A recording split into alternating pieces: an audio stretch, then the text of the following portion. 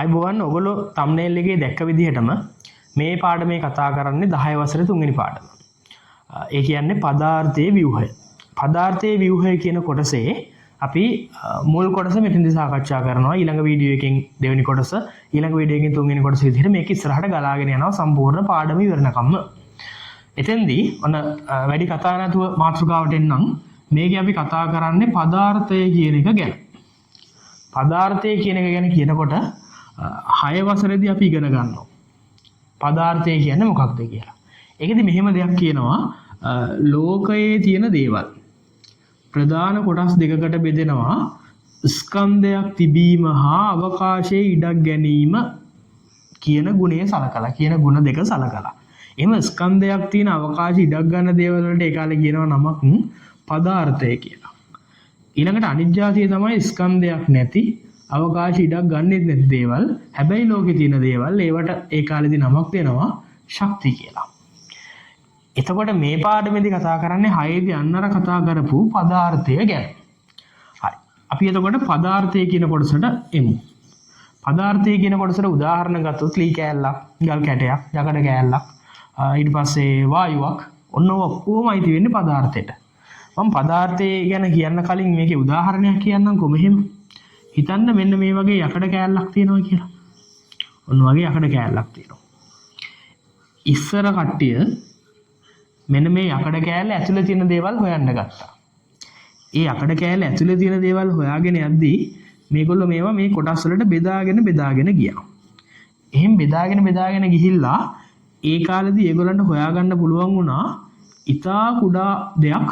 අන්නේ අර දුන්න ඉතා කුඩා අංශුවක් කියලා. අන්නේ අංශුවට තමයි අපි කියන්නේ පදාර්ථයේ තැනුම් ඒකකය. නැත්නම් ඕනම ඝනයක්, ද්‍රවයක්, වායුවක් හැදිලා තියෙන මූලික ඒකකයට ඒගොල්ලෝ නමක් දුන්නා. මොකක්ද? ඒකට කිව්වා පරමාණු.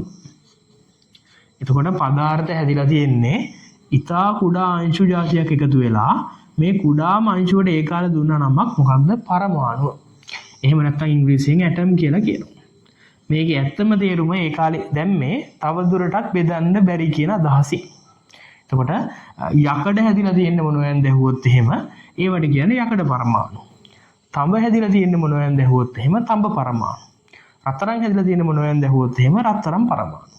ඔන්න පස්සේ කාලේ මේ පරමාණුවත් තව ටිකක් zoom කරලා මේගොල්ලෝ බලන්න උත්සාහ කළා. ඔන්න ඔහම මේ යකඩ කෑල්ලක් කියලානේ කිව්වේ යකඩ කුට්ටියක් කියලානේ. එතකොට යකඩ කුට්ටිය හැදිලා තියෙන්නේ මොනවෙන්ද? යකඩ පරමාණු. මේ යකඩ පරමාණුවකුත් මේගොල්ලෝ zoom කරලා බැලුවට පස්සේ මෙන්න මේ යකඩ පරමාණුවකුත් මේගොල්ලෝ zoom කරලා බලනවා. ඔන්න ඒ වගේ මම ගන්නම්කෝ.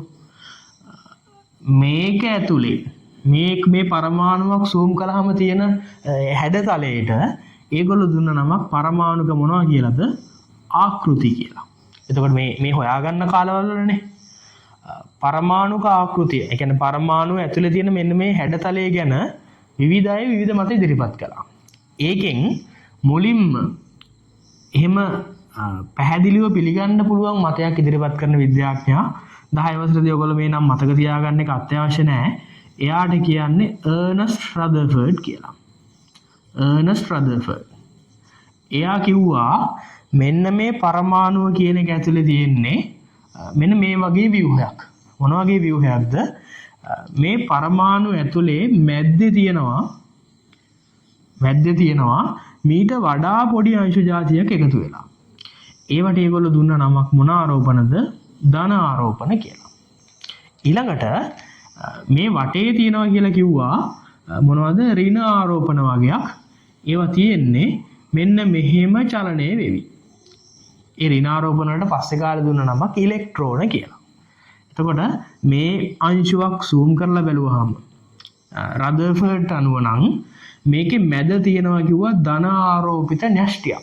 මොන තව නමක් කිව්වා. මැද තියෙන්නේ ධන ආරෝපිත න්‍යෂ්ටියක්. එයා වටේ කැරක් ඉන්නවා කිව්වා ඍණ ආරෝපණ. පස්සේ කාලේ තමයි මේවට නමක් දුන්නේ ඉලෙක්ට්‍රෝන කියලා. ධන ආරෝපිත න්‍යෂ්ටියක් තියෙනවා. වටේ චලනය වෙවි ඉන්නව මොනවද? ඉලෙක්ට්‍රෝන. එයා කිව්වේ නම් මොන ආරෝපණ කියලාද? ඍණ ආරෝපණ කියලා. ඔන්න අර්නස්ට් රදර්ෆර්ඩ් විසින් මේ පරමාණුවේ ඇතුලේ තියෙන ಜಾති ඉදිරිපත් කරපු විදිහ. ඊළඟට ඔන්න මේක තව ටිකක් විස්තර කරන්න කෙනෙක් එනවා. එයා මේක තව ටිකක් හොඳට විස්තර කරනවා. ඒ විද්‍යාඥයාට කියන්නේ නීල්ස් බෝ. එහෙම නැත්නම් නීල් බෝ කියලාත් කියනවා. නීල්ස් බෝ කියන විද්‍යාඥයා මේක තව ටිකක් විස්තර කළා. එයා මෙහෙම කිව්වා. ඒක මීට වඩා හොඳයි මෙන්න මෙහෙම. නීල්ස් බෝගේ පැහැදිලි කිරීම මම මේ පැත්තෙන් දාන්නම්.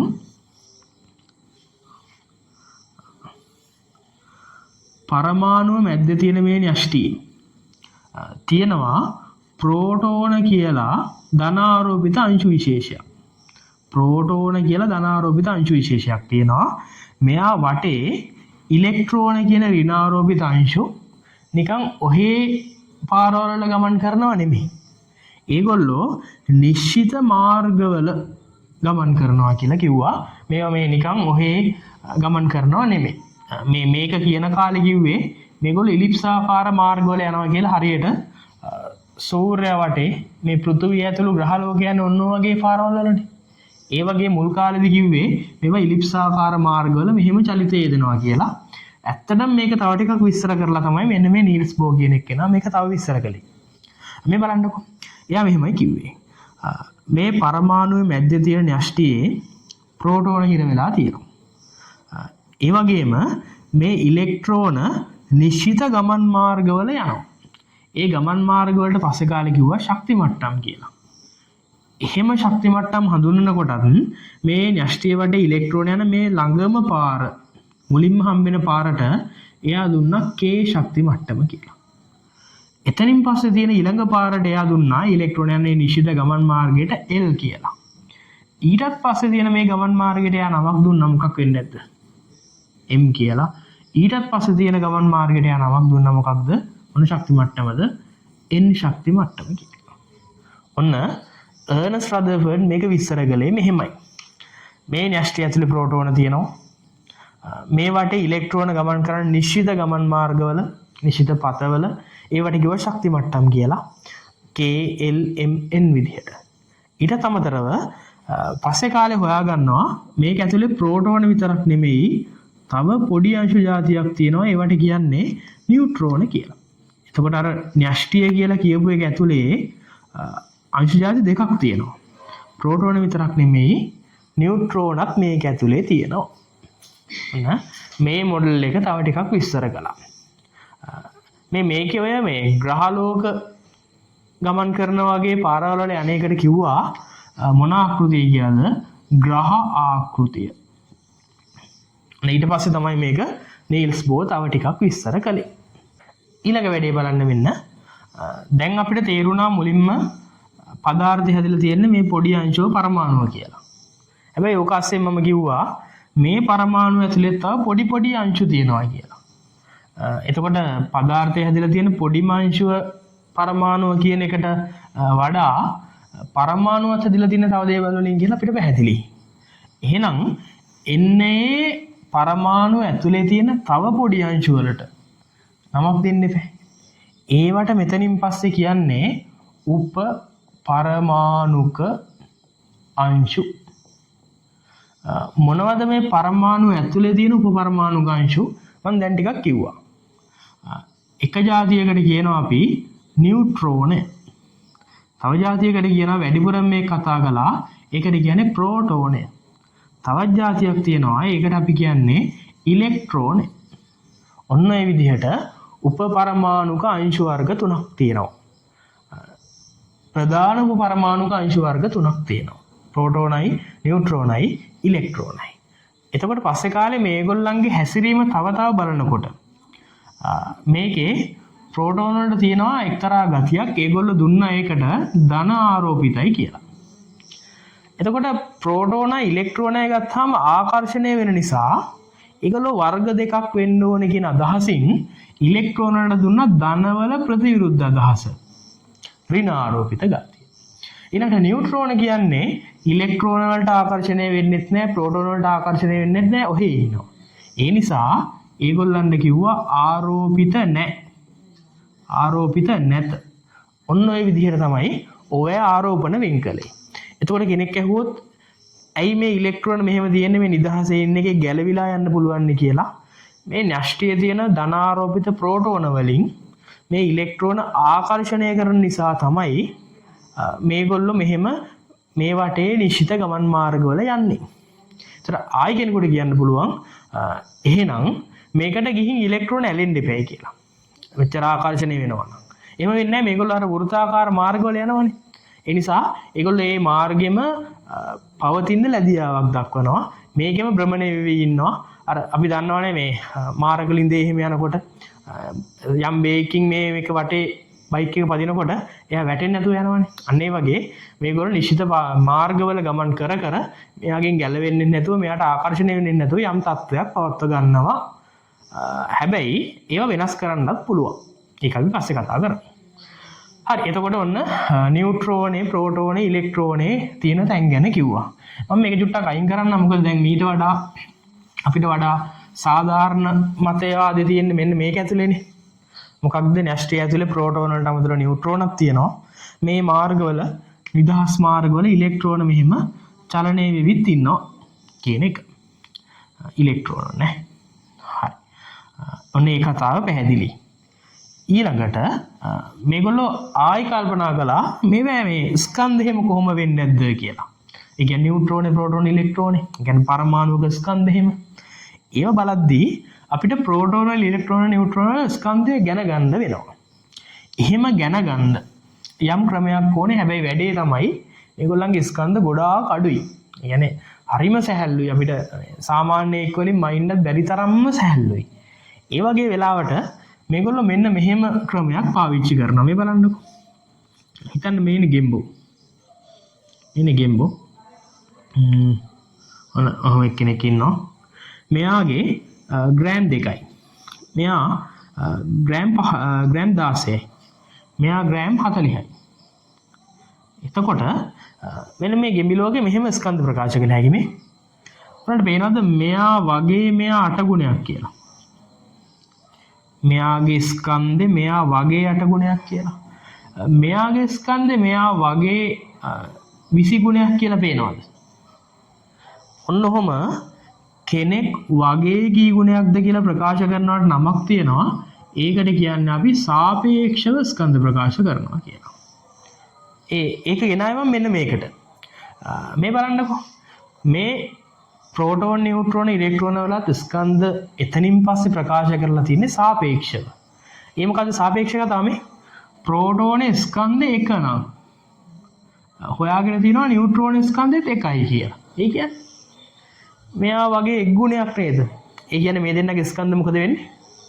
සමානයි. අන්න සාපේක්ෂව ස්කන්ධ ප්‍රකාශ කරන්නේ යන්නේ. එහෙනම් පැහැදිලි මෙතන නියුට්‍රෝනයි ප්‍රෝටෝනයි ස්කන්ධ මොකද වෙන්නේ?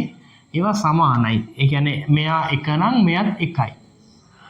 මෙයාගේ එක තමයි යමුතු. මේ එක කියන ස්කන්ධයක් කෑලි 1840කට කැඩුවාම අන්න එච්චර පොඩි ස්කන්ධයක් තමයි ඉලෙක්ට්‍රෝනට තියෙන්නේ. ඒක තමයි ඉලෙක්ට්‍රෝන ස්කන්ධේ සාපේක්ෂව. නියුට්‍රෝනයක් ගන්න බොරුවට හිතමු තරාදියක තියලා ස්කන්ධෙම ඉන්න මේ නියුට්‍රෝන හරියටම සමාන කෑලි 1840කට කරන චූටි කෑල්ලක් ගන්න අන්න එච්චර සැහැල්ලු ස්කන්ධයක් තමයි ඉලෙක්ට්‍රෝනට තියෙන්නේ. ඔන්න ඒ විදිහට මේගොල්ලෝ ස්කන්ධ සහ ආරෝපණ මේ උපපරමාණු අංශු පිළිබඳ ඔන්න ඔය කතාව ඉදිරිපත් කළා. ඔන්න ඉලෙක්ට්‍රෝන, නියුට්‍රෝන, ප්‍රෝටෝන ගැන දැනගන්න ඕනේ බොහෝ දේවල් මෙතන තියෙනවා. උගලට නෝට් එකක් දාගන්න ඕන නම් මේ විදිහට දාගන්න පුළුවන්. හරි. මම චුට්ටක් සාරාංශ කරන්නම්කෝ මේ කතාව. මෙච්චර වෙලා ඔයගොල්ලෝ අහන් හිටපු එක. මේකේ පළවෙනි කතාව තමයි ලෝකේ දේවල් හැදිලා තියෙන අපි කියන්නේ ස්කන්ධයක් තියෙන අවකාශය ඉඩක් ගන්න ඒවට කිව්වේ මේ පොඩිම අංශුව. ඒවට කිව්ව නමක් මොකක්ද? පරමාණුව කියලා. ඒ කාලේ කිව්වා තවදුරටත් පරමාණු බෙදන්න බෑ. පරමාණුව කියන්නේ මේ ඝන ගෝලාකාර එකක් වගේ දෙයක් කියලා කිව්වා. ඒක තවුලක් නැහැ. ඊළඟට අපි ආයි කතා වුණා මේ පරමාණුව. මේ පරමාණුව ඇතුලේ තියෙන්නේ මොනවද කියලා පස්සේ කාලේ කට්ටිය හෙව්වා. ඒ ඇතුලේ තියෙන දේවල් ගැන හොයන මොඩල් එකේ මුලින්ම කිව්වේ එනස් රදර්ෆර්ඩ්. රදර්ෆර්ඩ් කිව්වා මේක නිකන් මේ වගේ ගෝලාකාර එකක් තමයි. මැද මොකද්ද මත ධනාරෝපිත කොටසක් තියෙනවා. ඒකට න්‍යෂ්ටිය කිව්වා. ඊට පස්සේ ඍණාරෝපිත අංශු මේ වටේ කැරකෙනවා කියලා කිව්වා. එහෙම එකක් කිව්වා. ඕක තව ටිකක් විස්තර කළා කවුද? Niels bore. එයා කිව්වා මැද ධනාරෝපිත තමයි ඇත්ත. පස්සේ කාලයකට ප්‍රෝටෝන කියන නමකුත් දුන්නා. ඊට පස්සේ මේ ඉලෙක්ට්‍රෝන චලනය වෙන මාර්ග තියෙනවා කිව්වා. එයා කිව්වා ඉලෙක්ට්‍රෝන ඔහේ යන්නේ නැහැ. නිශ්චිත ගමන් මාර්ගවල මේ ඉලෙක්ට්‍රෝන චලනය වෙනවායි කියලා මෙයා කිව්වා. ඒ ගමන් මාර්ග වලට කිව්ව නමක් මොකක්ද? ශක්ති මට්ටම්. K ශක්ති මට්ටම, L ශක්ති මට්ටම, M ශක්ති මට්ටම, N ශක්ති මට්ටම. ඉතින් මට කියන්න බැරි වුණ දෙයක් තියෙනවා මේ. මෙන්න මේ K ශක්ති මට්ටම අඳින යම් පරතරයක් තියෙනව නේද? ඊට වඩා L ශක්ති මට්ටමේ පරතරය අඩුයි. ඊටත් වඩා M ශක්ති මට්ටමේ පරතරය අඩුයි. ඊටත් වඩා මේ MOI NOI අතර පරතරය අඩුයි. ඔන්නෝම පරතර ටික ටික අඩු වීගෙන තමයි පස්සේ කාලේ හොයාගත්ත මේ ශක්ති මට්ටම් පිහිටන්නේ. න්‍යෂ්ටියෙන් වැඩිම පරතරයක් තියෙන K. ඒ දුරට වඩා භාගයක් විතර අඩුයි KL අතර පරතරය. ඊටත් වඩා භාගයක් විතර LOI MOI අතර පරතරය. ඊටත් වඩා භාගයක් විතර MOI NOI අතර පරතරය. ඔන්න මේකේ මූලික දේවල් ටික මෙතනින් කවර් වෙනවා. ඔය පරමාණුක ආකෘති වලින් නම් බොහෝ දේවල් ඒ නම් මෙහෙම අහලම නෑ ගොඩක් වෙලාවට O level විභාගයේ. හැබැයි වාර්ය විභාග වල අහන නිසා ඒ නම් දෙක මතක තියාගන්න අර්නස්ට් රදර්ෆර්ඩ් සහ නීල්ස් බෝර් කියන කෙනා. ඔන්න පදාර්ථයේ පරමාණු උපපරමාණු අංශු ගැන කිව්වා. අන්තිමට කිව්වා මේ උපපරමාණු අංශු පසු කාලේ ඇත්තටම මේ නියුට්‍රෝන ප්‍රෝටෝන ඉලෙක්ට්‍රෝන හොයාගන්න ඊට පස්සේ මේ නම් දෙන්නේ. ඒවායේ නියුට්‍රෝන කියන එකේ ස්කන්ධයක් තියෙනවා. ප්‍රෝටෝන්ටත් ස්කන්ධයක් තියෙනවා. ඉලෙක්ට්‍රෝනට ස්කන්ධයක් තියෙනවා. හරි සැහැල්ලුයි. මේ ප්‍රෝටෝන හිර වෙලා ඉන්නේ නැස්ටි. එයාට තියෙනවා ධන කියලා ආරෝපණයක් කියලා නම දුන්නොත් ඊට විරුද්ධ ගතිය තමයි ඉලෙක්ට්‍රෝනට තියෙන්නේ. ඒ නිසා අපි දෙනවා ඍණ. ඒක ඔයගොල්ලෝ මතක තියාගන්න කොටත් ප්‍රෝටෝන ධන කියලා ඉලෙක්ට්‍රෝන ඍණ කියලා මතක තියාගන්න. මේක මාරු කරලා ලියන්න එපා. ඔන්න ඒකත් හරි. මෙතනින් පස්සේ අපි තව ටිකක් මේ ඉලෙක්ට්‍රෝන ගැන කතා කරන්න යමු. ඔන්න ඊළඟට කියන්න යන්නේ මේ ගැන වැඩි විස්තර. ඒ කියන්නේ ඔන්න න්‍යෂ්ටිය මේ න්‍යෂ්ටිය වටේ තියෙන මේ වර කියන්නේ ශක්ති මට්ටම්. ඔය ශක්ති මට්ටම් වල ඉලෙක්ට්‍රෝන පිහිටන ගතියක් ගැන තමයි මේ කියන්නේ. හරි. මම ශක්ති මට්ටම් තුනක් කියන්නේ. මම හරියට ශක්ති මට්ටම් හතරක් අඳින්න එපා. මේකත් අඳින්නම්කෝ. ශක්ති මට්ටම් හතරක් ඇඳලා දැන් ඔයගොල්ලන්ට මේවා නම් පුරුයි. K ශක්ති මට්ටම, L ශක්ති මට්ටම, M ශක්ති මට්ටම, N ශක්ති මට්ටම. K L M N. දැන් K ශක්ති මට්ටමේ උපරිම ඉලෙක්ට්‍රෝන කීයක් තියාගන්න පුළුවන්ද? ඒක කිව්වේ නෑනේ. මේක තමයි කියන්නේ. මේ K කියන ශක්ති මට්ටමේ ඇති තරම් ඉලෙක්ට්‍රෝන වලට ඉන්න බෑ. K ශක්ති මට්ටමේ ඉන්න පුළුවන් ඉලෙක්ට්‍රෝන කීයකටද? දෙකකට විතරයි. එහෙම තමයි හැටි. ඊට පස්සේ L කියන ශක්ති මට්ටමේදී ඉලෙක්ට්‍රෝන ඇති තරම් ඉන්න පුළුවන් දැහුවොත් බෑ. 8කට විතරයි ඉන්න chance එක තියෙන්නේ. M ශක්ති මට්ටමේ ඉලෙක්ට්‍රෝන ඇති තරම් ඉන්න පුළුවන් දැහුවොත් බෑ 18යි. N ශක්ති මට්ටමේ ඉලෙක්ට්‍රෝන ඇති තරම් ඉන්න පුළුවන් දැහුවොත් බෑ 32යි. ඔන්න ඔය විදිහට එක එක ශක්ති මට්ටමකට තියාගන්න පුළුවන් ඉලෙක්ට්‍රෝන ගණන් වෙනස් වෙනවා. ඉලෙක්ට්‍රෝන ගණන් වෙනස් වෙනවා. හරි. හැබැයි O level වලදී මෙතනින් පස්සේ ආව එක එක වැඩ අපි කරනවා. ඒ වෙලාවේදී ඕගොල්ලෝ මතක තියාගන්න ඕනේ K වල 2යි, L වල 8යි, M වල 8යි, N වල 8යි කියලා. අපෙන් ඇහුවොත් වෙනම තියාගන්න බලමු උපරිම ඉලෙක්ට්‍රෝන සංඛ්‍යාව කොච්චරද කියලා මේවා. 2 8 18 32 ඒක ඇවුලක් නැහැ. හැබැයි ඕගොල්ලන්ගේ ඇහුවොත් එහෙම තව අපි ඊළඟට කරන වැඩේදී ඉලෙක්ට්‍රෝන වින්‍යාස කියලා වැඩක් තියෙනවා. ඒ වැඩේදී අපි මතක තියාගන්න මේවා ඉන්න පුළුවන් 2 8 8 2 8 8 8 විදිහට. හරි. මේක තමයි එතකොට ඊළඟ කරුණේ සාරාංශය. ශක්ති මට්ටම් වල ඉන්න පුළුවන් උපරිම ඉලෙක්ට්‍රෝන සංඛ්‍යා කොච්චරද කියන එක. ඒකත් හරි. ඔන්න තව මාතෘකාවක් අපි ඉවරයි. ඊළඟට මෙතනින් පස්සේමු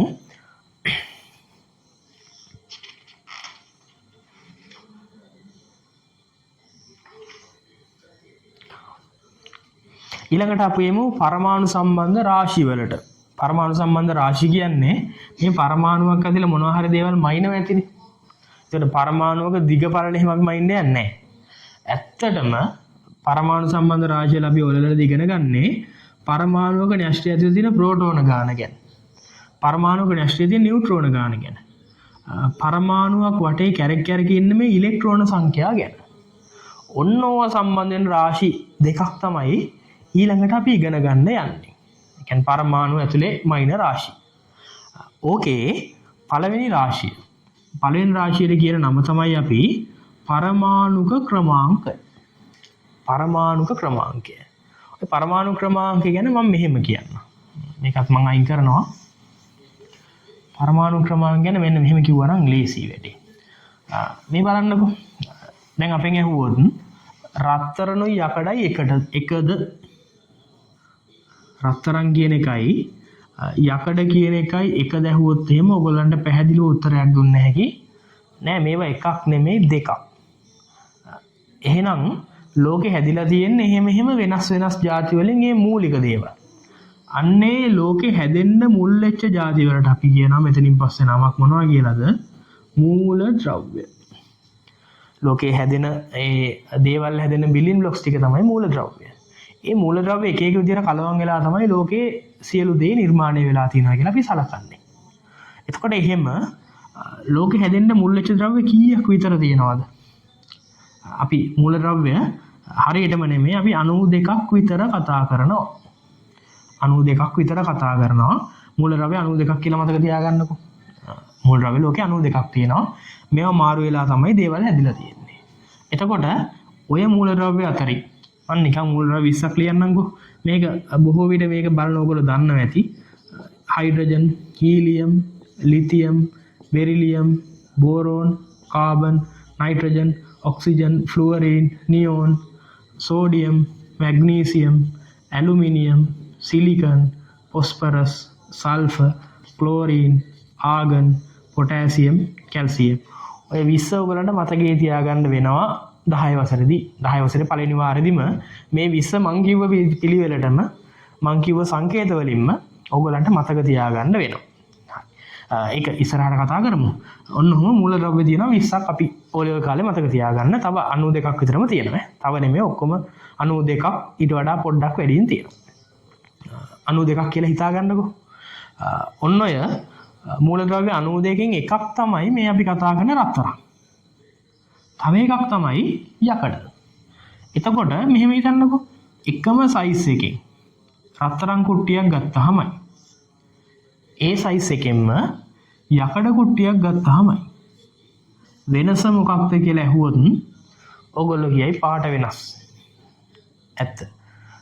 උස්සලා බැලුවට පස්සේ එකම සයිස් එකේ වුණාට එක්කෙනෙක් බර වැඩි, එක්කෙනෙක් එච්චර බර නැහැ. එක්කෙනෙක් දිලිසෙනවා, අනිත් එක්කෙනා දිලිසෙනවා අඩුයි. ඔහොම දේවල් ඕන තරම් කියන්න පුළුවන්. ඒක ඇත්ත. හැබැයි අපි දැන් යන්නේ මේවා zoom කරන්නනේ. මේවා zoom කරනකොට රත්තරන් හැදිලා තියෙන පොඩිම අංශුව අපි ඒකට කියන්නේ මොනවද? පදාර්ථ හැදිලා තියෙන පොඩිම අංශුවට කියන්නේ මොකක් කියලාද? පරමාණු. එතකොට රත්තරන් හැදිලා තියෙන මොන පරමාණු වලින්ද? රත්තරන් පරමාණු වලින්. එහෙනම් යකඩ? යකඩ හැදිලා තියෙන්නේ පරමාණු වලින් තමයි. හැබැයි ඒකට කියන්නේ මොන පරමාණු කියලාද?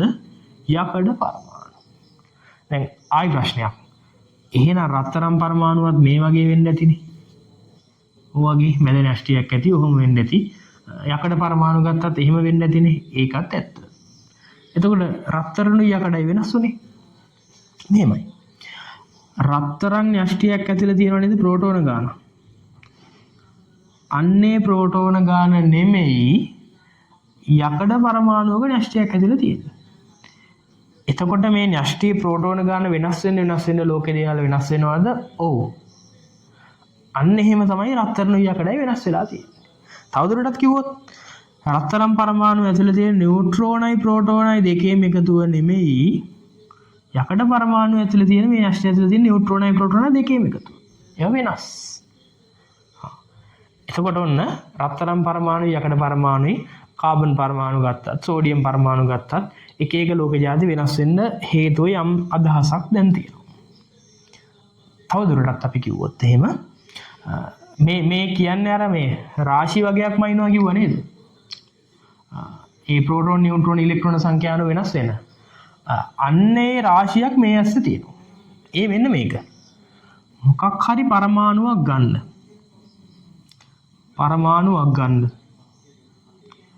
එහෙම අරගන්න බෑ අපිට. මොකද ඊටා විශාල සංඛ්‍යාවක් ඇහිරලානේ තියෙන්නේ. ඔය පරමාණුවක් ඇතුලේ න්‍යෂ්ටිය තියෙනවනේ. ඔන්න ඔය න්‍යෂ්ටියේ ඇති ප්‍රෝටෝන ගණනට මෙතනින් පස්සේ කියනවා මුතු නමක් එක රාශියක්. ඒකට කියන්නේ මොන ක්‍රමාංකෙද? පරමාණුක ක්‍රමාංකය. ඔයගොල්ලන්ගේ අහුවොත් පරමාණු ක්‍රමාංක කියන්නේ මොකක්ද කියලා පරමාණුවක න්‍යෂ්ටිය ඇතුලේ තියෙන ප්‍රෝටෝන සංඛ්‍යාවට තමයි කියන්නේ පරමාණුක ක්‍රමාංකය. සටහනක් දාගන්න ඕගොල්ලෝ පරමාණු ක්‍රමාංකය anu යම් පරමාණුවක න්‍යෂ්ටියේ ඇති ප්‍රෝටෝන සංඛ්‍යාවයි. ඒක තමයි පරමාණු ක්‍රමාංකය කියන්නේ. හරි. ඔන්න එක රාශියක් හරි. ඉවරයි. තව රාශියක් ගමුකෝ. එච්චරයි තියෙන්නේ. ඔන්න පරමාණු ක්‍රමාංක ගැන කියලා ඉවරයි. ඔන්න න්‍යෂ්ටියේ ඇති ප්‍රෝටෝන සංඛ්‍යාව. ඕක අස්සෙන් තව අතුරු කරුණක් කියලා ඉන්න මේක හරි වැදගත්. පරමාණු ක්‍රමාංකය කියන එක අනන්‍යයි. ඒ මොකද්ද? මේ බලන්න. හිතන්නකෝ ඔයගොල්ලෝ වැඩි හිටිය වෙලාව වුණා ඩෙන්ටිටි හම්බෙනවා. එක්කෙනෙක්ගේ ඩෙන්ටිටි නම්බරේ අනිත් එක්කෙනාගේ ඩෙන්ටිටි නම්බරේ සමානද වෙනස්ද? වෙනස්නේ. එතකොට අන්න ඒකේ ලංකාවේ එක්කෙනාටයි එක නිශ්චිත ඩෙන්ටිටි කාඩ් නම්බර එකක් තියෙන්නේ. තව පුරවැසියෙකුට තියෙන වෙන නම්බර එකක්. ඒක ඒ පුද්ගලයාට අනන්‍යයි. ඕගොල්ලන්ට අනන්‍යයි ඕගොල්ලෝ ඩෙන්ටිටි කාඩ් නම්බරේ. අන්න ඒ වගේ න්‍යෂ්ටිය ඇතුලේ ප්‍රෝටෝන එකක් තිබ්බොත් එහෙම ඒ ඉන්නේ ලෝකේ එකම එක ද්‍රව්‍යයයි. එයාට කියන්න පුළුවන් හයිඩ්‍රජන් විතරයි. න්‍යෂ්ටිය ඇතුලේ ප්‍රෝටෝන දෙකක් තිබ්බොත් එහෙම එයාට කියන්න පුළුවන් හීලියම් විතරමයි. න්‍යෂ්ටිය ඇතුලේ ප්‍රෝටෝන 56ක් තිබ්බොත් එහෙම 56ක්ද? ඔව්නේ. 56ක් තිබ්බොත් එහෙම එයාට කියන්න පුළුවන් යකඩ විතරමයි. අන්න දැක්කද? න්‍යෂ්ටියේ තියෙන ප්‍රෝටෝන ගාන යම් ද්‍රව්‍යයකට අනන්‍යයි. යම් මූල ද්‍රව්‍යයකට අනන්‍යයි. ඒ ප්‍රෝටෝන සංඛ්‍යාව එයාට විතරමයි තියෙන්නේ. ඒ නිසා පරමාණු ක්‍රමාංකය ගැන ඔයගොල්ලෝ සටහනක් දාගන්නවා නම් න්‍යෂ්ටිය ඇතුලේ තියෙන ප්‍රෝටෝන ගාන තමයි. ඒක ඇත්ත. ඊට අමතරව දාගන්න ඕනේ පරමාණු ක්‍රමාංකය යම් මූල ද්‍රව්‍යයකට අනන්‍යයි. යම් මූල ද්‍රව්‍යයකට අනන්‍යයි. යම් මූල ද්‍රව්‍යයකට අනන්‍යයි. ඔන්න ඔහොම තමයි තියෙන්නේ. ඔන්න එක රාශියක් ඉවරයි ඈ. රාශි දෙකයි උගන්වනවා කිව්වේ. එක රාශියක් කියලා ඉවරයි. ඒකට කියන්නේ මොකක්ද? පරමාණුක ක්‍රමාංකය. මේක එදින් බලමු තව ඉස්සරහට. ලොකුවටම ඔලුවට ගන්න ඕනේ නැහැ. මෙන්න මේ අදහස විතරක් තිබ්බාම ඇති. ඒ න්‍යෂ්ටියේ තියෙන ප්‍රෝටෝන ගානට තමයි කියන්නේ පරමාණු ක්‍රමාංකය කියලා. තව එක රාශියක් කියන්න. මේක හරි ලේසි, ඊටත් වඩා ලේසි. මොකක් හරි පරමාණුවක ස්කන්ධය කියන්නේ අපි ස්කන්ධ ක්‍රමාංකය. එතකොට පරමාණුවක ස්කන්ධ ක්‍රමාංකය කියන්නේ එයාගේ මෙහෙම උස්සර බැලුවම ස්කන්ධ වෙන්නේ නැතිනේ. ස්කන්ධයට දායක වෙන්නේ කවුද? ප්‍රෝටෝනයි, නියුට්‍රෝනයි, ඉලෙක්ට්‍රෝනයි නේද? පරමාණුවක් ඇතුලේ තියෙන ප්‍රෝටෝන ගානයි, නියුට්‍රෝන ගානයි, ඉලෙක්ට්‍රෝන ගානයි තුනේම එකතුවට තමයි අපි කියන්නේ මොන ක්‍රමාංකෙද? ස්කන්ධ ක්‍රමාංකය. හැබැයි පරිස්සමෙන්. ඕකේ මතකද එන සැහැල්ලු එක්කෙනෙක් හිටියා. මේ කෙනෙක් කෑලි 1840කට තල්ලා අන්න එච්චර සැහැල්ලු එක්කෙනෙක්. එයාව අපි සැහැල්ලු බව නිසාම හලනවා. ඒ නිසා ස්කන්ධ ක්‍රමාංකය කියද්දී පරමාණුවක තියෙන මොනවයි එකතුව කියලාද කියන්නේ? ප්‍රෝටෝනයි, නියුට්‍රෝනයි එකතුව. එතකොට පරමාණු ක්‍රමාංක කිව්වේ න්‍යෂ්ටියේ තියෙන මොනවා ගන්නට විතරද? ප්‍රෝටෝන ගන්නට විතරයි. ඔන්න ඒ රාශි දෙකම මේක අස්සට කොටු කරා. පරමාණු ක්‍රමාංක කියන්නේ ප්‍රෝටෝන ගාන, ස්කන්ධ ක්‍රමාංක කියන්නේ ප්‍රෝටෝන ගාන, නියුට්‍රෝන ගාන එකතුව. මම මේක අහලා නැති නිකන් සම්බන්ධයක් වෙන්නන්නද? මේක වෙනකොට පරමාණු ක්‍රමාංක ලියුවේ හැකි නේද? ස්කන්ධ ක්‍රමාංක සමානයි පරමාණු ක්‍රමාංක දන මොනවා ගන්නද? නියුට්‍රෝන ගාන. එච්චර හිතන්න ඕනේ මේ සමීකරණ දෙක ඇති. ඔන්න රාශි දෙකක් ඉවරයි. එතකොට අච්චු පොත විදිහට බලනවා නම් 52 පිටු වෙන්නේ මේක පටන් ගන්න පාඩම. 52 ඉවරයි, 53 ඉවරයි, 54 වෙනි පිටුවත් ඉවරයි. එන්න අච්චු පොතේ පිටු 3ක් අපි මේ විනාඩි කිහිපය ඇතුළේ සාකච්ඡා කළා. හරි. එතකොට ඔන්න ඔය විදිහට මේක තියෙනවා. ඒ අතරේ මතක් කරන්න ඕනේ ඔයගොල්ලන්ට අපේ ඔන්ලයින් පන්ති තියෙනවා. ඔන්න ඔය ඔන්ලයින් පන්ති වලට ජොයින් වෙන්න කැමති කෙනෙක් ඉන්නවා නම් මෙන්න මේ නම්බර එකට WhatsApp message එකක් දාන්න. අපි අනිත් පාඩනුත් මේ ඔන්ලයින් පන්ති වල සාකච්ඡා කරනවා. ඔන්න ඇඩ් එකක්. ඔන්ලයින් පන්ති එන්න කැමති අය ඔන්න ඔය නම්බර එකට WhatsApp message එකක් දාලා විස්තර අහගන්න. හරි. අපි එහෙනම් යමු. මේ විදි කරපු ටිකේ සාරාංශයක් කියන්නම් ඊළඟ කොටසට යන්න කලින්. ඒකේ අන්තිමට මම කිව්වා ශක්ති මට්ටම් ගැන KLMN ගැන. ඊළඟට මේකේ එන්න පුළුවන් 2යි 8යි 18යි 32යි කියලාත් කිව්වා. හැබැයි O level වල කියනවා කිව්වා 2 8 8 8 අපි ඊළඟ ඉලෙක්ට්‍රෝන වින්‍යාස කියලා වැඩක් කරනවා කිව්වා. ඒකෙදි ඔන්න ඔය විදිහට දැනගන්න ඕනේ කියලා කිව්වා. ඊළඟට පරමාණු සම්බන්ධ රාශි වල කිව්වා අපි පරමාණුක ක්‍රමාංක කියලා එකක්. පරමාණු ක්‍රමාංක කියන්නේ අෂ්ටය දින මොනවා ගන්නටද? ප්‍රෝටෝන ගන්නට.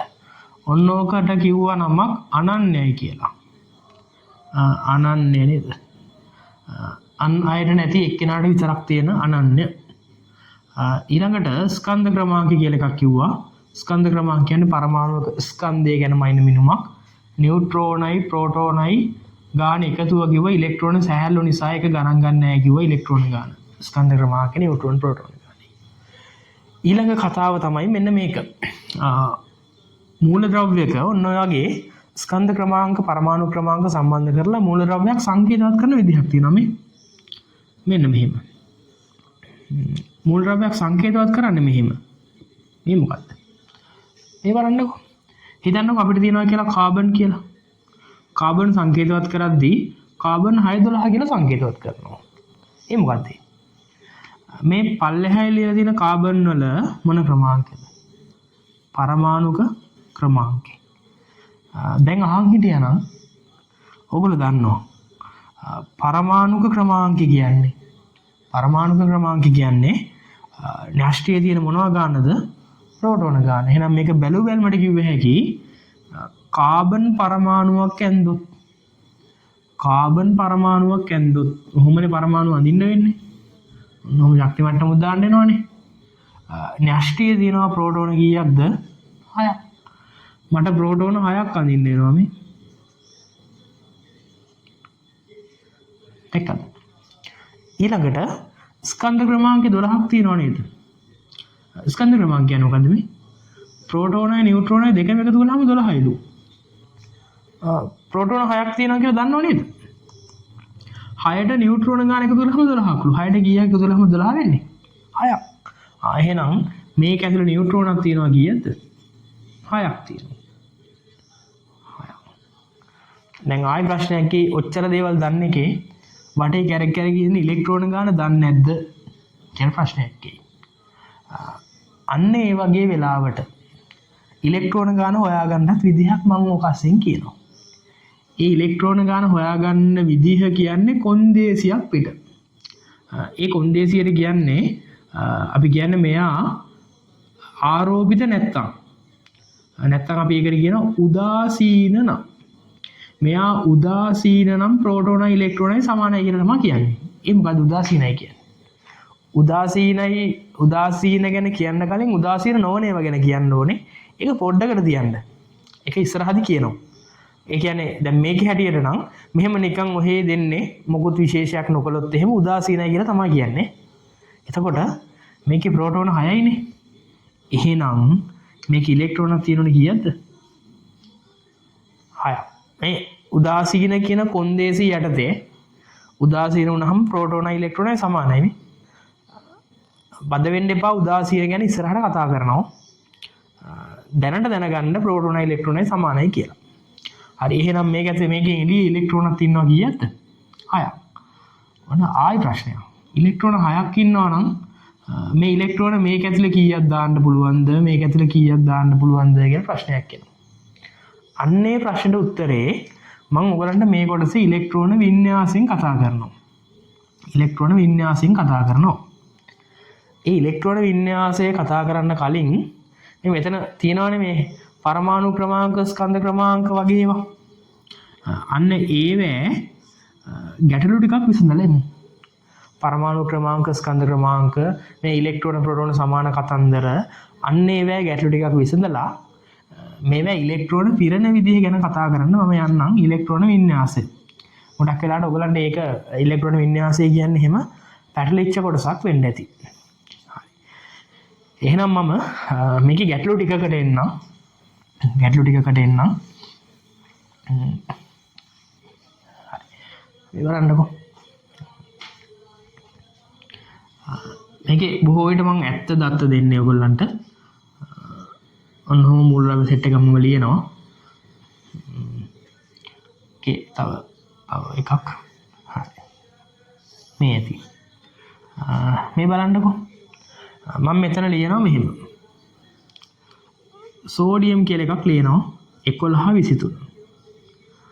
ඊළඟට ඔක්සිජන් කියලා එකක් ලියනවා මම 8 16. ඊළඟට මම ලිතියම් කියලා එකක් තියෙනවා. එයා මුකුත් ලියන්නේ නැහැ. ඊළඟට තව එක්කෙනෙක් අපි ගමු. මොනවද? ක්ලෝරින් කියලා එක්කෙනෙක් මම ලියනවා. එයාගෙත් මුකුත් ලියන්නේ නැහැ. අන්තිමටම මැග්නීසියම් ලියන්නම්. මැග්නීසියම් වලත් මුකුත් ලියන්නේ නැහැ. මේ වගුවේ මෙන්න මෙතන එන්න ඕන මට නියුට්‍රෝන ගන්න. මෙන්න මෙතන එන්න ඕන මට ප්‍රෝටෝන ගන්න. මෙන්න මෙතන එන්න ඕන මට ඉලෙක්ට්‍රෝන ගන්න. මෙන්න මෙතන එන්න ඕන මට පරමාණුක ක්‍රමාංකය. මෙන්න මෙතන එන්න ඕන මට ස්කන්ධ ක්‍රමාංකය. මේ වගුව ඔයගලන්ට පුරව ගන්න පුළුවන් නම් මේකේ ගොඩක් දුරට රැවටෙන ගතිය අඩුයි. වගුව පුරවන්න මුකුත් කිව්වේ නෑනේ. කිව්වා. මේ පල්ලෙහා ලියලා තියෙන පරමාණු ක්‍රමාංකය. මේ උඩ ලියලා තියෙන ස්කන්ධ ක්‍රමාංකය. මෙතන අඩුයි නේද? මේ මුකුත් දීලා නෑනේ ඉලක්කම්. මම මෙහෙම දෙන්නම්. මෙතන 3 ඉලක්කමක් දාගන්න. මෙතන දාගන්න 7 ඉලක්කමක්. මෙතන දාගන්න 17 ඉලක්කමක්. මෙතන දාගන්න 35 ඉලක්කමක්. මෙතන දාගන්න 12 ඉලක්කමක්. මෙතන දාගන්න 12 ඉලක්කමක්. දැන් පුරවන්න පුළුවන්. වීඩියෝ එක පොඩ්ඩක් නවත්තලා මේ සමීකරණ ටික විතරක් පාවිච්චි කරලා ඔයගොල්ලන්ට මේ වැඩේ ඉස්සරහට ගෙනියන්න පුළුවන්ද කියලා බලන්න. ඒකෙදී වැදගත් වෙන්නේ මේ ටික විතරයි නේද? මේ ටික විතරයි ඕනේ. ස්කන්ධ ක්‍රමාංකය. ඔව්. මෙන්න මේ ටික විතරයි ඕනේ. ඔය ටික දන්නවා නම් පුළුවන්. එකක් කරලා වෙන්නන්න වෙයිද? එකක් ඕනනම් බලන්නකෝ. එකක් නෙමෙයි ඉතින් මම ඊට පස්සේ ඔක්කොම ටික කියන්නම්. මෙතන පල්ලෙහා ලියලා තියෙන මොකක්ද? පරමාණු ක්‍රමාංකය. පරමාණු ක්‍රමාංකය නම් මේක දිහා බලලා දැම්ම හැකි කීයද? 11යි නේ. 11යි. එතකොට පරමාණු ක්‍රමාංකය කියන්නේ මොනවා ගන්නටද? ප්‍රෝටෝන ගන්නට. එහෙනම් ආයි ප්‍රෝටෝන ගන්න දැම්ම හැකිනේ 11යි කියලා. මේකට කිසි වදයක් කරපු පරමාණු නෙමෙයි වට අපි කිව්ව උදාසීන කියලා. උදාසීන වුණාම මෙතන සමානයි නේද? එහෙනම් ඉලෙක්ට්‍රෝනක් කීයද? 11යි නේ. ඊළඟට නියුට්‍රෝන ගාන ගැන තියෙනවා. ස්කන්ධ ක්‍රමාංකයේ උඩ නේද තියෙන්නේ මේ? ස්කන්ධ ක්‍රමාංකයේ තියෙන තැන 23යි නේද තියෙන්නේ? 23යි. එතකොට ස්කන්ධ ක්‍රමාංක 23යි මේ. මෙතන තියෙන 23යි.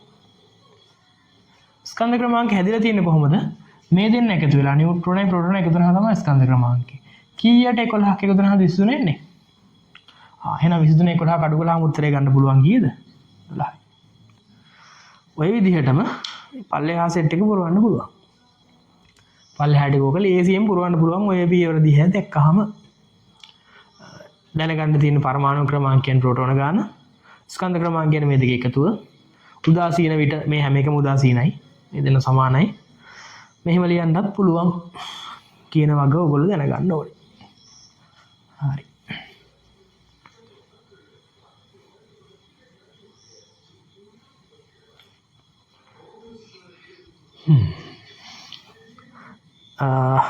දැන් ඉවරයි කියලා හිතෙනවා. ඉවර ඇති. මම පුරවගෙන යන්නම්. මේක ආයි ඉවර නැත්තම් පොඩ්ඩක් මේක නවත්තලා තනියෙන් පුරවලා ඉන්න. නැත්තම් මම මේක පියවරක් කියලා කොට මතක නැත්තම් මේකත් පුරවනවා බලන් ඉඳලා ඊළඟ ටික පුරවන්න පටන් ගන්න. මේ තියෙන පල්ලෙහා පරමාණු ක්‍රමාංකේ 8යි. ඉලෙක්ට්‍රෝන ගානේ පරමාණු ක්‍රමාංකයන් ප්‍රෝටෝන ගාන තමයි 8යි. ප්‍රෝටෝන ඉලෙක්ට්‍රෝන සමානයි කියවනේ 8යි. ස්කන්ධ ක්‍රමාංකේ 16යි. ප්‍රෝටෝනයි නියුට්‍රෝන එකතු වුණාම තමයි 16 එන්න ඕනේ. එහෙනම් 8යි. ලිතියම් වල 7යි කියලා තියෙන ස්කන්ධ ක්‍රමාංකේ. එහෙනම් මේක උඩින් දාන්න ඕනේ 7. උඩින් දාන්නේ 7. මේ කළු පැනල් යන්න නේද? ඕනේ 7. ඊළඟට මෙයයි මේ එකතු වුණාම එන්න ඕනේ ස්කන්ධ ක්‍රමාංකේ. 3ට කීයක් එකතු වුණාම 7 වෙන්නේ? 4ක්. මේ දෙන්න සමානයි 3යි. පරමාණු ක්‍රමාංකෙත් මෙයාට සමානයි. එහෙනම් පල්ලෙහාන් ඉන්න පරමාණු ක්‍රමාංකේ 3යි නේ. 3යි. ඔය විදිහටම මේ නියුට්‍රෝන ගාන 17යි. මේ දෙන්න එකතු වුණාම 35 එන්න ඕනේ 18යි නේද? මෙයා සමානයි මෙයාට 18යි. එයා සමානයි මෙයාට 18යි. පල්ලෙහාන් 17යි උඩින් 35යි. එසි. 12යි. 12යි ඉලෙක්ට්‍රෝන 12යි නම් ප්‍රෝටෝන 12යි. මේ දෙන්න එකතු කළාම ස්කන්ධ ක්‍රමාංක 24යි. නම් 12යි 12 24. ඔච්චරයි. ඔන්න අපි ඊළඟ මාතෘකාවට එනවා. ඒ මාතෘකාවට කියන්නේ අපි ඉලෙක්ට්‍රෝන වින්‍යාසය. ඉලෙක්ට්‍රෝන වින්‍යාසය. අක්ෂර වින්‍යාසය කියලා එකක් තියෙනවානේ. අකුරක් ලියන විදිහක් තියෙනවා. අකුරක් ලියන විදිහක් තියෙන මොකක් හරි. ඔන්න ඕකට අපි කියන්නේ අක්ෂර වින්‍යාසය. ඒ වගේ ඉලෙක්ට්‍රෝන වින්‍යාසය කියන්නේ මොකක්ද කියලා අහුවොත් ඒක ඔහේ කටපාඩමින් කියනවා නම් මෙහෙමයි. ඉලෙක්ට්‍රෝන වින්‍යාසය කියන්නේ පරමාණුවක ඉලෙක්ට්‍රෝන පිරී ඇති ආකාරය නිරූපණය කිරීම. ඉලෙක්ට්‍රෝන පරමාණුවක ඉලෙක්ට්‍රෝන පිරී ඇති ආකාරය නිරූපණය. ඕක තමයි ඉලෙක්ට්‍රෝන වින්‍යාසය. එහෙම කිව්වට මෙලෝදියක් තේරෙන්නේ නැහනේ. මේ බලන්නකො ඉලෙක්ට්‍රෝන වින්‍යාසය හදාගන්න විදිහ. ඉලෙක්ට්‍රෝන වින්‍යාසය හදාගන්න විදිහ. ඊට කලින් මම චුට්ටක් මෙහෙම දෙයක් දාන්නම්. ලෝක විද්‍යාඥයෝ මූලද්‍රව්‍ය වල න්‍යෂ්ටි ඇතුළේ තියෙන ප්‍රෝටෝන ගාන හොයාගෙන ඉඳලා තියෙන්නේ. ඒක ඔයගොල්ලෝ මතක තියාගන්න ඕනේ. හයිඩ්‍රජන් වල ප්‍රෝටෝන 1යි. හීලියම් වල ප්‍රෝටෝන 2යි. ලිතියම් න්‍යෂ්ටියක් ඇතුළේ ප්‍රෝටෝන 3යි. බෙරිලියම් වල 4යි. බෝරෝන් වල 5යි. කාබන් වල 6යි. නයිට්‍රජන් වල 7යි. ඔක්සිජන් වල 8යි. මම කොහොමද මතක තියාගෙන ඉන්නේ මේවා? මම මේ මූලද්‍රව්‍ය මම මේ කියන 20 පිළිවෙලට මතක තියාගෙන ඉන්නේ. එතකොට මුල්ම මතක තියාගෙන ඉන්න එකට 1 දා ගන්නවා. දෙවෙනියට 2 දා ගන්නවා. ඒ කියන්නේ ඕගොල්ලෝ මේ පිළිවෙලට මතක තියාගෙන ඉන්න ඕනේ. ෆ්ලුවරින් වල 9යි. නියෝන් වල 10යි. සෝඩියම් වල 11යි. මැග්නීසියම් වල 12යි. ඇලුමිනියම් වල 13යි. සිලිකන් වල 14යි. ෆොස්ෆරස් වල 15යි. සල්ෆර් වල 16යි. ක්ලෝරින් වල 17යි. ආගන් වල 18යි. පොටෑසියම් වල 19යි. කැල්සියම් වල 20යි. මම අර මූලද්‍රව්‍ය 20 පිළිවෙලට මතක තියාගෙන ඒව තමයි මේ ඉලක්කම් දදා යන්නේ. මේ බොරු එකක් නෙමෙයි. විද්‍යාඥයෝ හොයාගෙන තියෙනවා මේ පිළිවෙලට තමයි ඒගොල්ලෝ න්‍යෂ්ටි වල ප්‍රෝටෝන ගාන හොයාගෙන තියෙන්නේ. පිළිවෙලට දන්නේ නැහැ කොහොම හරි හොයාගෙන දැන් ඉදිරිපත් කරලා තියෙනවා මේ පිළිවෙලට. එතකොට ඕක තමයි ඔය මම ඉදිරිපත් කරලා තියෙන මේ පල්ලෙහාට මොන අනුපිළිවෙලටද? න්‍යෂ්ටියේ ඇති මොනවා සංඛ්‍යාවද? ප්‍රෝටෝන සංඛ්‍යාව ආරෝහණය වන පිළිවෙලට. එහෙම තමයි මම මේ ලියලා තියෙන්නේ. ඒක පිළිගන්නව නේද? පිළිවෙල. එහෙම නැත්නම් මේක තනි නමකින් කිව්ව හැකි. මොකක්ද? පරමාණුක ක්‍රමාංකය වැඩි වන පිළිවෙලට. දෙකද? පරමාණු ක්‍රමාංක එකක් වෙන්නේ කාගේද? හයිඩ්‍රජන්ගේ. දෙකක් වෙන්නේ හීලියම්ගේ. තුනක් වෙන්නේ ලිතියම්ගේ. එතකොට පරමාණු ක්‍රමාංක 3ක් වෙන අය තියෙන්න බැයිද? බෑ. මතකද අනන්‍ය අංකයක් කිව්වා. ලෝකේ න්‍යෂ්ටියේ ප්‍රෝටෝන 3ක් තියෙන පරමාණුවක් හම්බුනොත් එයා ලිතියම් විතරමයි. ලෝකේ න්‍යෂ්ටියේ ප්‍රෝටෝන 10ක් තියෙන කෙනෙක් හම්බුනොත් එයාට කියන්නේ නියෝන් විතරමයි. ඒ ගතිගුණ එයාගේ තියෙනවා. ඒකයි. ඔන්න පරමාණු ක්‍රමාංකයේ පිළිවෙලට මූලද්‍රව්‍ය 20 ලිව්වා. මේක ඔයගොල්ලෝ පාඩම් කරන්න වෙනවා. මේ මූලද්‍රව්‍ය 20 අනු පිළිවෙලට. හරි. ඔය අස්සෙන් මතකද කිව්වා ප්‍රෝටෝන ගානට සමානයි මොනවා ගානද? ඉලෙක්ට්‍රෝන ගාන. කොන්දේසියක් යටතේ කොහොමද? උදාසීන විට ප්‍රෝටෝන ගානයි ඉලෙක්ට්‍රෝන ගානයි සමානයි. මේ මෙතනින් පස්සේ මේ කතා කරන්නේ උදාසීනයි. ඒ උදාසීන නැතිව හොයාගන්න කොහොමද කියලා ප්‍රශ්නයක් එයි පොඩ්ඩක් ඉන්න. දැනට මේවා උදාසීනයි. ඒ ප්‍රශ්නේ පොඩ්ඩක් පැත්තකින් තියන්න. දැනට මේ සියල්ල උදාසීනයි කියලා හිතාගෙන මේ වැඩේ කරගෙන යන්න. හරි. දැන් මම යන්නේ ඉලෙක්ට්‍රෝන වින්‍යාස ලියන්න. ඒ කියන්නේ අර න්‍යෂ්ටිය වටේ ඉලෙක්ට්‍රෝන ඇහිරිච්ච පිළිවෙල හොයාගන්න. ඉලෙක්ට්‍රෝන ඇහිරිච්ච පිළිවෙල හොයාගන්න එක ඒක ලියන එක තමයි ඉලෙක්ට්‍රෝන වින්‍යාසය. දැන් චුට්ටක් මතක් කරන්නම්. මතකද කලින් කිව්වා මේ ශක්ති මට්ටම K කියලා. ඔය K වල විදිහ තමයි එයාගේ තියාගන්න පුළුවන් උපරිම ඉලෙක්ට්‍රෝන ගාන කීයද? 2යි. මතකද කලින් ලිව්වා K ශක්ති මට්ටමේ තියෙන පුළුවන් උපරිම 2යි. L ශක්ති මට්ටමේ කීයක් තිබ්බද? 8ක් නේද? 8යි. 1යි 2යි 3යි 4යි 5යි 6යි 7යි 8යි. M වල මතකද M වල 18යි කියලා ලොකුවට කිව්වා. හැබැයි එවලේ මතකද කිව්වා O level වලදී අපි මේක 8යි කියලා සලකනවා කියලා. දැන් ඒ සැලකිල්ල සලකන්නයි යන්නේ.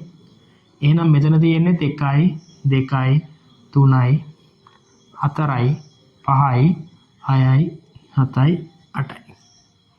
ඊළඟට කිව්වා මතකද N වල තියෙන්න පුළුවන් 32යි. හැබැයි O level වලදී ඉලෙක්ට්‍රෝන වින්‍යාසය ලියලා සලකන්නේ 8යි කියලා. එහෙනම් N වල තියෙන්න පුළුවන් 1යි 2යි 3යි 4යි 5යි 6යි 7යි 8යි. ඕකේ ඉලෙක්ට්‍රෝන පිරෙන විදිහ නිරූපණයට තමයි අපි කියන්නේ ඉලෙක්ට්‍රෝන වින්‍යාසය කියලා. එහෙනම් ඉලෙක්ට්‍රෝන වින්‍යාසය ලියන්න ලෑස්ති වෙමු. හරි. මෙහෙම ඉලෙක්ට්‍රෝන වින්‍යාසය ලියන්නේ. මෙන්න මේක හොඳට සිහියෙන් අහගන්න. මේ විදිහට තමයි ඕන මේක ඉලෙක්ට්‍රෝන වින්‍යාසය ලියන්නේ. මේ බලන්න. හයිඩ්‍රජන් කියන කෙනා ගමුකෝ පැත්තකින් ලියලා. හයිඩ්‍රජන් කියන කෙනාගේ ප්‍රෝටෝන 1යි නේ න්‍යෂ්ටිය තියෙන්නේ. න්‍යෂ්ටිය ප්‍රෝටෝන 1යි. ඒ වගේ වෙලාවට න්‍යෂ්ටිය තියෙනවා ඉලෙක්ට්‍රෝන කීයක්? න්‍යෂ්ටිය නෙමෙයි. න්‍යෂ්ටිය වටේ ශක්ති මට්ටම ඉලෙක්ට්‍රෝන තියෙන්නත් පුළුවන්. කීයද? 1යි. ඉතින් ඒ එක ආයි ප්‍රශ්නයක්. කේට පිරෙනවද දන්නේ නැහැ. මේ දෙන්නගේ එක්කෙනෙකුට පිරෙනවද දන්නේ නැහැ. මේකට පිරෙනවද දන්නේ නැහැ. මේකට පිරෙනවද දන්නේ නැහැ. මේකට පිරෙනවද දන්නේ නැහැ කියන ප්‍රශ්නයක් තියෙනව නේද? හරි. ඔන්න ඉලෙක්ට්‍රෝන පිරෙනකොට කොන්දේසිය තමයි හැම වෙලේම ඉලෙක්ට්‍රෝන කැමති වාඩි වෙන්න න්‍යෂ්ටිය ආසන්නයේම. ඔන්න කොන්දේසිය. ඉලෙක්ට්‍රෝන කැමතිම න්‍යෂ්ටිය ආසන්නයේම වාඩි වෙන්න. හරියට ඔය මේ ඔයගොල්ලෝ දැකලා තියෙදි සූරපප්පා කාටුන් එකේ එහෙම අර මෙහෙම තියෙනවා ක්‍රීඩාංගණයක් කොලෝසියම කියලා. ඕකේ මැද්දේ කට්ටිය මොනවා හරි සංදර්ශනයක් තියෙනවා. මේ වටේ තමයි මේගොල්ලෝ ඉඳගෙන ඉන්නේ. උඩින් බැලුවහම නේද? අපි හිතමුකෝ ඒ වගේ සංදර්ශනයක් බලන්න එන කට්ටිය හැම වෙලේම කැමති ගිහින් ඉස්සරහින් වාඩි වෙන්න නේද? එතකොට ඉස්සරහින් වාඩි වෙන්න හම්බෙන්නේ අපි හිතමුකෝ මුලින් වෙන කාට ඒ කියලා උදේ වෙන අයට. ඒගොල්ලෝ තමයි ඉස්සරහින් වාඩි වෙන්නේ. මේකේ වාඩි වෙලා ඉඳ මදි වුණොත් නේද ඊළඟ පොලිමේ වාඩි වෙන්නේ. ඔන්න වගේ ඉලෙක්ට්‍රෝන. දැන් හයිඩ්‍රජන්ගේ ඉලෙක්ට්‍රෝන කොහොමද එකයිනේ. ඉතින් එයා කෙලින්ම ඉස්සරහා පොලිමේ වාඩි වෙනව නේද? ඔන්න ඉලෙක්ට්‍රෝන මේක හයිඩ්‍රජන් නම්. එතකොට හයිඩ්‍රජන් වල ඉලෙක්ට්‍රෝන වින්‍යාස ලියන්නේ එහෙමමයි. එතකොට අහනවා මොකුත් ඉතින් අමුත්තක් නෑ නෝක මහා එකක් කියලා හිතනවා. හීලියම් ගමුකෝ. හීලියම්ගේ ඉලෙක්ට්‍රෝන දෙකක් තියෙනවා නේද? මුල්ම එක්කෙනා ඇවිල්ලා වාඩි වෙනවා මේකේ. ඊළඟ එක්කෙනා වාඩි වෙන්නේ කොහෙද නැෂේද? ළඟින්මනේ. එහෙනම් හීලියම් වලත් ඉතින් හරි කිසි ප්‍රශ්නයක් නෑ ඉලෙක්ට්‍රෝන දෙකයි. ඔව්. හැබැයි ඕක නෙමේ වැඩේ. මේ බලන්නකෝ මම ටිකක් ඉලෙක්ට්‍රෝන ගාන වැඩි එකක් දුන්නාම මේ ගෙන විදිහ කියන්න. ඉලෙක්ට්‍රෝන ගාන වැඩි එකක් දුන්නාම මම උදාහරණයක් ගන්නම්කෝ. මට ඕනේ කාගේද මම ගන්නම් මෙතන මැග්නීසියම්ගේ ඉලෙක්ට්‍රෝන පිරෙන විදිහ ඕනේ. ඒ කියන්නේ මැග්නීසියම් පරමාණු වගේ ඉලෙක්ට්‍රෝන පිරලා තියෙන විදිහ හොයාගන්න ඕනේ. ඒක හොයාගන්නේ කොහොමද? මැග්නීසියම්ගේ තියෙනවා ඉලෙක්ට්‍රෝන 12ක්. කොහෙන්ද දන්නේ? අර පාඩම් කරන් ඉන්න ඕනේ මැග්නීසියම් ඉන්නේ 12 සිනියඩි කියලා. එතකොට මැග්නීසියම්ගේ ඉලෙක්ට්‍රෝනක් 12යි. ප්‍රෝටෝන 12යිනේ. ඔය ඉලෙක්ට්‍රෝන 12 වාඩි වෙන්නේ කොහොමද? මෙතනින් අපි හිතමුකෝ මේකේ වාඩි කරන්න ඉලෙක්ට්‍රෝන එනවා කියලා මිනිස්සු වගේ. ඔන්න මුල්ම එක්කෙනා. මේ ආවිල්ලා වාඩි වෙනවා කොහෙන්ද? මුල්ම පොලිමේ. හරිනම් ඉලෙක්ට්‍රෝන 12ක් ඉන්න ඕනේනේ. එතකොට එක්කෙනෙක් වාඩි වුණාම එළියේ තව ඉලෙක්ට්‍රෝන ඉතුරු කීයක්ද? 10 දෙනෙක්. දෙවණියත් එනවා.